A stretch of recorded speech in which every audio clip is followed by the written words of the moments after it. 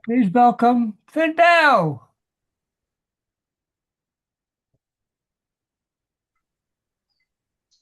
Thank you so much, Phil. It is an honor and a pleasure to be here with you and amongst beloved fellow poets. I am honored and humbled to witness all of your stories.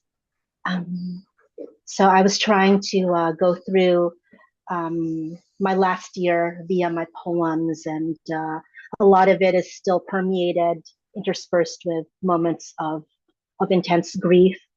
Um, we lost so many people over this past year alone and the past few years.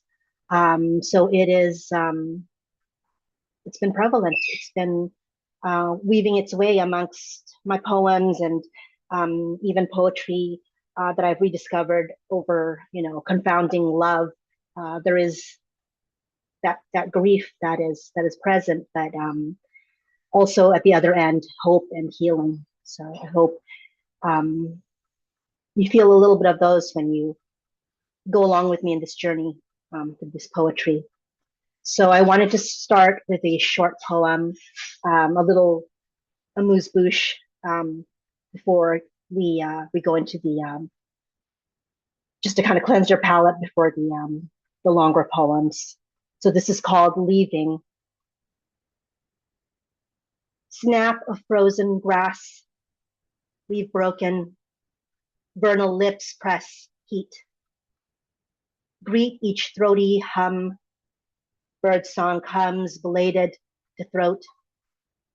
Recall the refrain. Haunting lilt, mourning yesteryears, unnamed bellheads bloom, their hymnal bound spirit aloft. Leave tune unuttered, springtime kiss, the frost forgetful.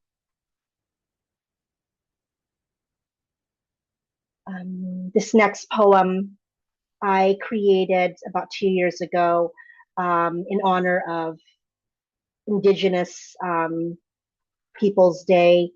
Um,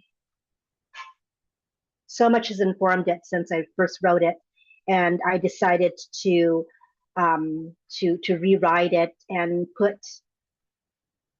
all the bleeding, all the messy parts, all the questions in it. So this is called Mother Fallow. Find all the scattered people in the wind. Heed all the discordant, unheard voices.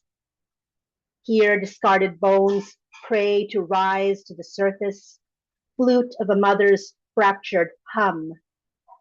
A melody pushed through marrow. It thrums. It sings beneath the thieved fallow, the blood-reddened soil. An oak tree has forgotten her kin's names, though they have written themselves on her constricted rings. She wanders, aimless, planting herself beside a river, whispers to the childless doe how the swift current carries her milk nowhere, and how the ship's tattered sails dipped their ruined cloth into the waters and suckled her breast dry. Greed steers its craft aground. When the babies go hungry, the babies will cease crying. The land's heart still beats a faint pit-pat beneath her fertile, fluttering crust, guides the lungs of her tall grass to aerate, failing breath into brush rabbit movement as they flee the countryside. She runs, runs, her purpose distilled. No swift limb instinct or survival. She runs, her life cycle enlightened. No swift limb instinct or existence. In her heaving flesh is the night, and the night carnage, in carnage dominion. Solemn gray wolf bays the golden oak moon down. Red shouldered hawk loosens unforgiving sun from beneath her wings cape. In dominion is daybreak, in the daybreak decimation, in decimation stillness. Heed all the discordant, unheard voices, find all the scattered people in the wind. My next poem I dedicate to a close longtime friend who I lost last year. Um, she's been there since poetry was just a little inkling, and I wasn't thinking anything serious about it, and I wasn't even writing seriously or dedicating myself to the craft. So this is for Valerie Shilaki Levy, who passed mid last year. This is called Watcher. Splayed horsetails, flicking vaporous switches, nestle against your serene blue mind. Ancient onyx pickup truck sits and creaks out an inventory of its components, a habit of fretting over being needed, being useful. Its engine cooling down after a long spell. It waits for a touch to idle and hum, to spring back to life. No wish for rest. It maintains its silent lean on the sidewalk, a well-kept reminder of what only a handful of us remember. The trees talk amongst themselves, even knowing that we witness them, nudge one another with affectionate branches, pick out and scatter one another's withering, graying leaves. How is the rooster in the prime of his life and also eternal and all-knowing? He crows only once, a sound at once bright and rusty to announce himself to me. I quiet myself in the early morning to listen to him. He knows this and is devoted, a dutiful bearer of my attachment to what I still find familiar. He calls and chases my mind back, present. I let go of the breath I am holding in. The tricycle is painted a muted gray frosting and of its own accord makes itself twice its size. It jangles with soundless bells, the faint squeaking repetition of its wheels heard by distant ears. Its child, not born in this age, never grows up, still rides his steadfast steed up and down the pockmarked asphalt, pedals endlessly, pumping his chubby legs in fervor. He wakes from a different dream and forgets. A bark cuts the weight of the day, still in half dark, a sustained bay not very far behind. His howl startles the wolf beneath the sleek, clean coat, and she is pleased with her wildness and smiles up at her ancestors populating the heavens, delicate, slow love winks. Sentinel in decaying hollow, blur of minky spotted down, and bronze saucer eyes luminous, marks this wonder in her annals. We test the air above our crowns with our nose, sniff the note of smoke upon the waning pyre before it arrives. We stay the coppery flavor of life, hold it as communion upon our tongue. Every day is repurposed sacred, placed on the shrouded form in unison, urging the frail whittled trunk's bark rebirthed down mind's parching stream. This new departure is bid a fondest farewell.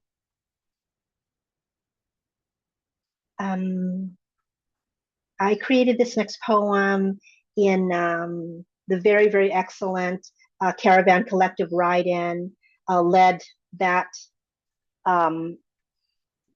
week by Maria Hornbopper, Paul Corman Roberts, and Holly Starley, and it was about the prompt. The prompt was sanctuary.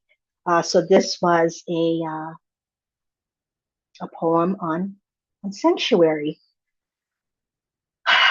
called Day After. My trust in you is infallible, my sweetest boy, and I unhook the lead from your collar letting you dash away and return for me. I know we are heading for the footbridge, to the wide field at the other side, to the channel dotted with the occasional sandpiper or cranky honking drake that widens and gradually feeds into the Pacific. Sometimes you seek out friends, but who isn't a friend to you in this bright, wide world you've found?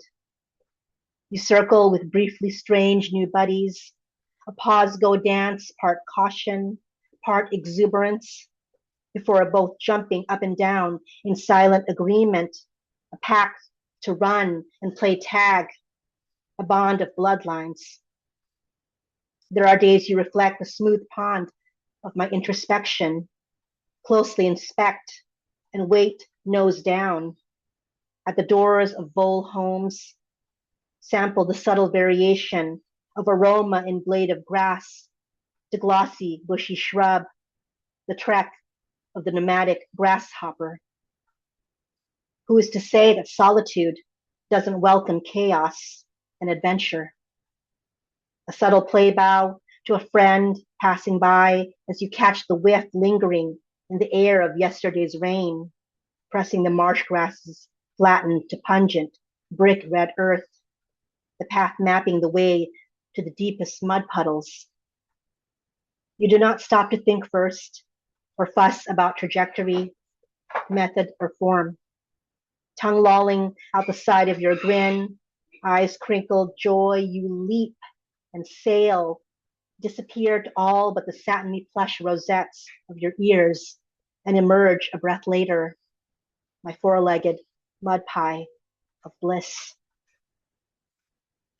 Sanctuary is a word derived from Latin sanctuarium, which is like most words ending in arium, a container for keeping something in. In this case, holy things or perhaps cherished people, sancte sancti. The meaning was extended to places of holiness or safety, and this was my moment of safety.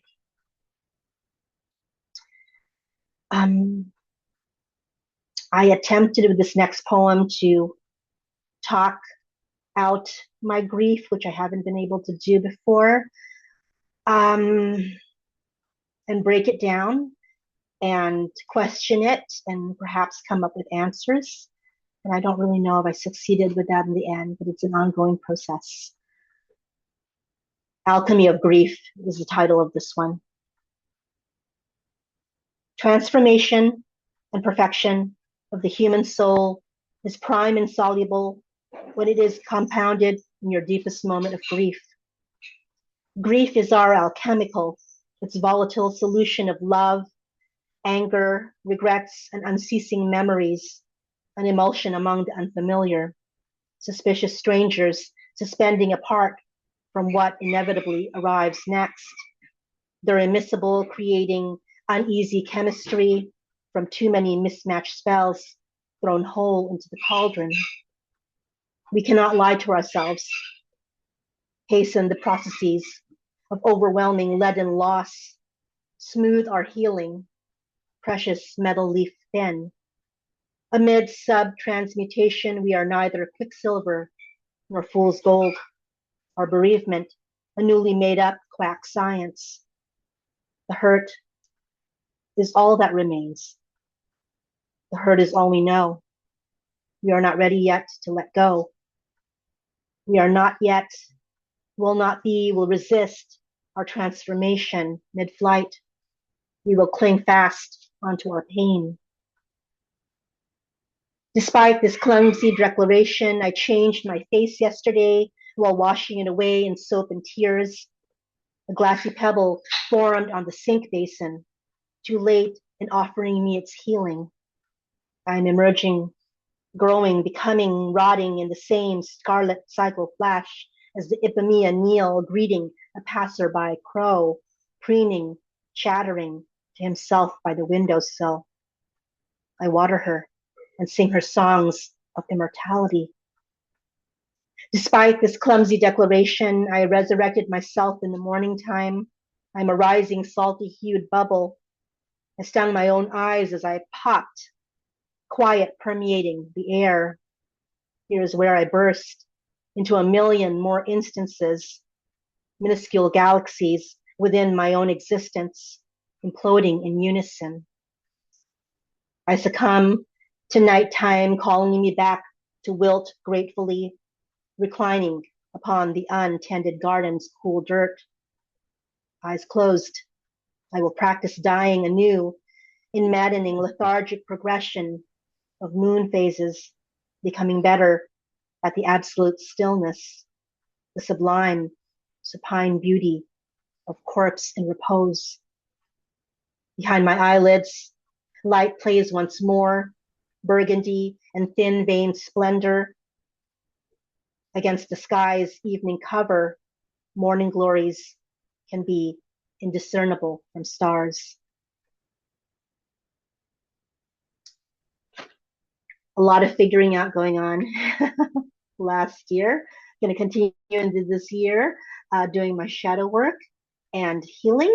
So I was also attempting not just to tackle grief, but also life and, playing this game of life and, knowing, just kind of making that realization you don't win, but you go on and you thrive and you do the best that you can. So this is called rules of engagement.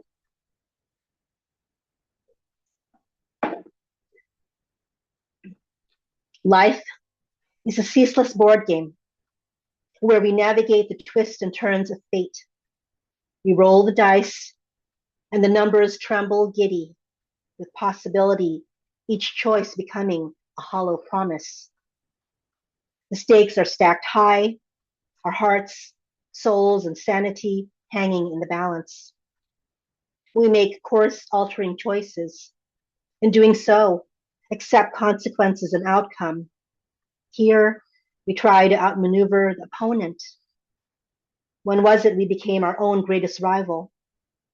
Memories play hide and seek with the fragility of our emotions, taunting us with their elusiveness. We painstakingly sift through fragments of false presenting scenarios, searching for truth, burrowed in past nuggets and dust motes. We hold them to the light, testing reality, replaying, rewinding, and fast forwarding through the odd shaped jigsaw of our mind. Grief's puzzle pieces confound most, refusing to fit neatly into the floppy structure we have constructed. We search for borders, for meaning in their curves, for a way to make sense of the fragments. Parts that used to join cease fitting one another, and this dismantles us. Grief's offered solution winds a maze with new twists at every turn. What is the magical tactic to find our way out? Or is there no exit, only a journey deeper into the labyrinth?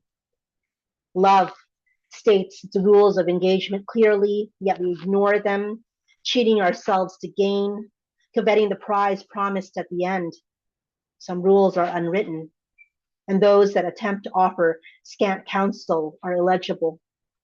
Love has become the ultimate card game, a high stakes gamble where the deck shuffles at its own whim, without warning, without consulting its book for fairness. We must adapt repeatedly to the hand we are dealt. Were life, loss, and love ever not the screwed up high stakes game?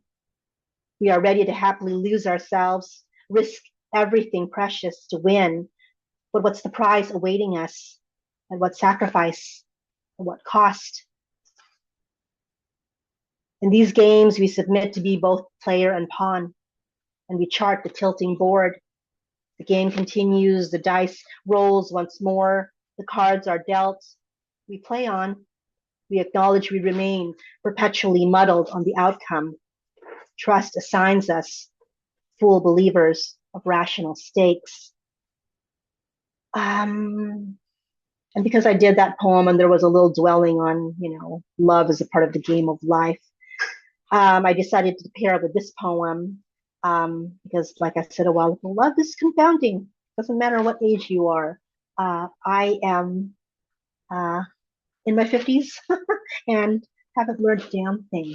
Haven't figured anything about it. So this is called Love's Cartography and the Fine Art of Dissecting a Severed Heart. When the fog parts, we can begin to see ourselves more clearly. Our only function remains in mapping absence, mapping what is lost and found in the aftermath, seeking out the most obvious landmarks, demarcation raised in the skin of our topography, the skin raised and differing, the cancerous rolling to the shoreline to pin and note down and neatly excise. We are not to become numerous in territory claimed, not metastatic, not a land run rough over, given in to others' natures, to just leave it alone to its untamed becoming, to its irrepressible wild. We are dead beneath the scalpel, tidied up, love in remission for now. For now, for now, we have not yet learned the method used to properly dispose of us, this medical grade waste, this undesirable landmass stripped of worth, devoid of strategic defense. No, no, no. No trade routes to bringing home spices, to leaving a trail of broken hearts and broken promises, to bringing with us our inherent sickness, infecting the unsuspecting population between you and me, between us and them. Hey, look, baby, we've reactivated the ill in the purified ground, revived the dormant, cold, cold retroviral plague. With a messy love like ours, there is no immunity when we touch, we crave, and we itch, we pick at the borders between memory and reality. Gentlemen privateers, how dare you call us marauders of a straightish type, plunderers, pillagers? What is civilization without its progress? History does not write itself glorious into its own sacred text if we worry at the bit of our conscience still existing and nitpick pesky consequences. Don't be silly. Don't feel guilty, love. Our love, love was meant to be bought or bartered or sold duty free.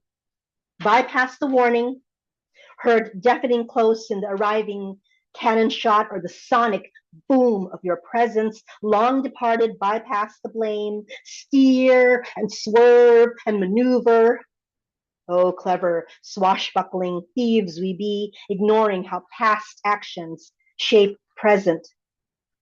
Bypass my damn failing heart with your fucked up artery swollen hard. It wasn't even yours to give away in the first place. Liar, liar, pants on fire when you attempted to graft the death inside yourselves onto me. I guess we didn't take.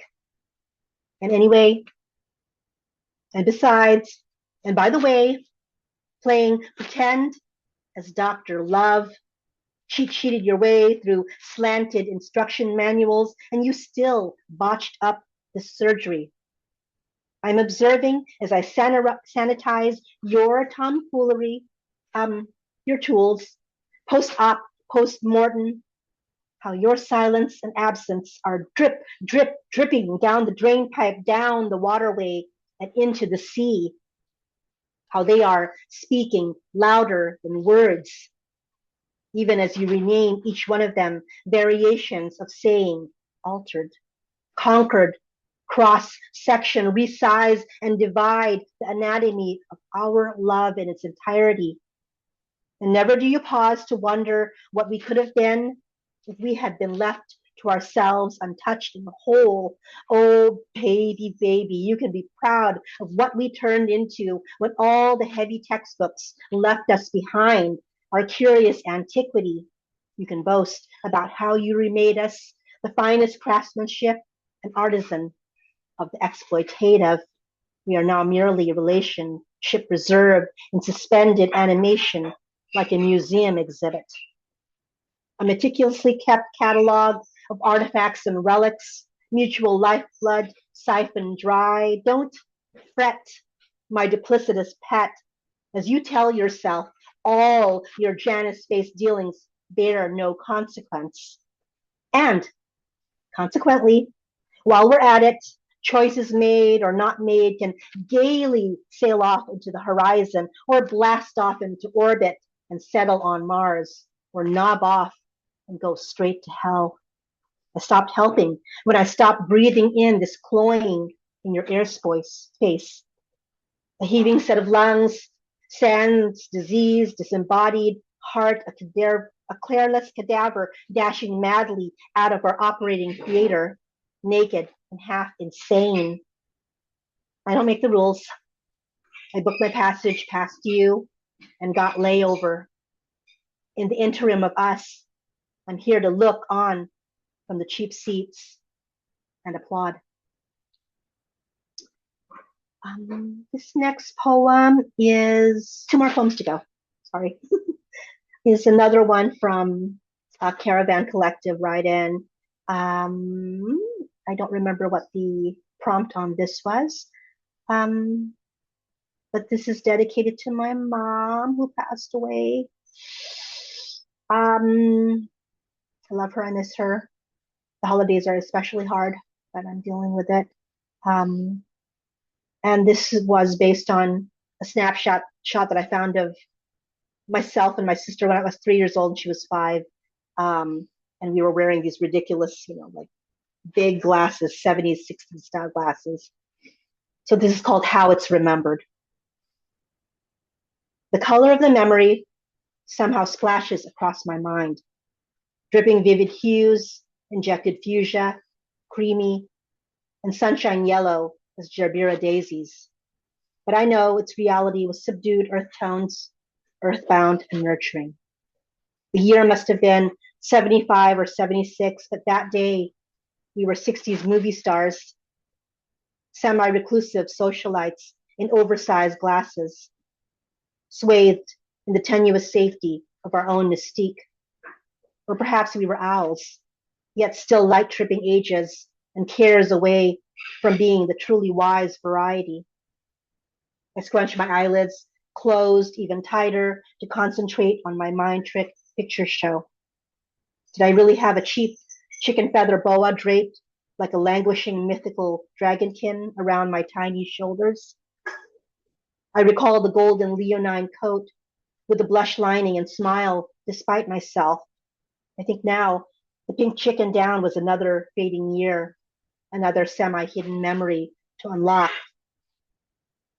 I slide my inner vision along the four corners of this image, lulled, fooling myself. Maybe here I will begin to be anxious, nostalgic, and try to fill in pathetic gaps. Maybe here I nudge the details a little. Santa could have very well been somewhere in this periphery of the camera's view, eagerly waiting for us to get our turn, warming his lap. I think this is the part where my mind gimmicks me into a psychological photoshopping of tacky faux velvet, a wall hanging, and a tinselly silver Christmas tree with Crayola giddy glass ornaments winking in the background. Can someone go tell Santa to hide the booze from the property manager? Hurry, his lunch break is over, and there are good little girls and boys lining up thick to have their holiday wish list fulfilled, impatient to bend old St. Nick's ear, enumerate their heart's desire in a single sustained breath. I carefully place Mama in this festive diorama. It's starting to crumble, but she is there, outside the Polaroid snaps constricting white frame corral. Do you know she wears the same dress that I had on? The more spectacular version in adult mode. Was she always such a glamour puss? Was she dressed exactly like me? This is my movie, my fantasy. I will it so. I cherish the fable, the farce I spin, and commit to it. I desired from early on to be just like Mama, until I was too good to be her, so young and pseudo-adult, so brash, and tearing away and wanting to be gone, so stupid. I return again and again to that snapshot, fabricating a new chronicle, to complete all its forgotten spaces. And I want to leave you guys with one last poem. Can't talk about me and my journey and my writing, um, and my mom and thoughts about, about her, my parents in general, without thinking about being the daughter of immigrants. And I think about that every day, and I bear that every day, and I continue that journey and remember it, on behalf of my family, my parents, their struggle, all these families with that same struggle, with similar struggle, who are tied to that same thread. So this is called migratory. My words are migrating birds in the wintertime, carrying their linguistic parcels close to pin feathers and sun-warm skin, humming shared refrain inside their throats, a note for each abode left behind. How the trees pursue the gale of the bird wings' cycle of motion, shaking their leaves to store and play back its music as a rustle, a ripple arrives. They live vicariously in the ascension of these creatures, in innermost reveries of warmer climes. Flight is a soaring and plummeting of sea and cocoa softened syllables, intonations a father brings back home to cotton his young's nest, lullabies a mother carries from her mother and trills to her fledglings. How the acacia tree dreams about these haunting melodies as she slumbers long. How the Nara tree drifts into her subconscious, summons the wind song home.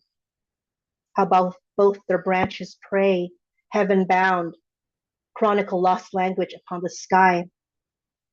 My words are migrating birds in the wintertime. Their down feathers cascade and scatter, patting newfound nests, humming rekindled chorus inside their throats, a lament for each abode left behind. Thank you so much. Thank you to Phynne. Thank you everybody for witnessing this and bearing with me.